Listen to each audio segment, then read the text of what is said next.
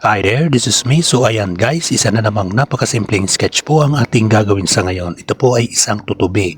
Ang tutubi ay kayang lumipad ng 35 milya kada oras at kayang lumipad pataas ng patayo tulad ng paglipad pataas ng isang helicopter. At ang isa nito ay mayroong 28,000 mga mata o omatidya.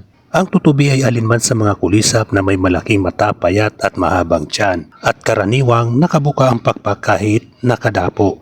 Nabibilang ito sa mga suborder na Epiproca at infraorder na Anisoptera na ang ibig sabihin ay hindi pantay na pakpak dahil mas malapad ang mga pakpak nito sa likod kaysa sa harap. Ang mga malalaking mata ng tutubi ay sumasakop sa halos kalahati ng muka at mayroong dalawang pares na transparent na pakpak at pahabang katawan. Sa Pilipinas, ito ang paboritong laruin ng mga bata sa pamamagitan ng pagtatali ng sinulid sa puwit nito o kaya pagsisilid sa malinaw na garapon at pagkaraan ay pakakawalan.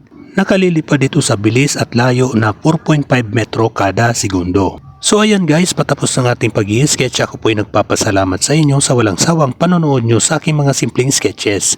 So ayan guys, tapos na nga po. Maraming salamat. Bye bye. Thank you.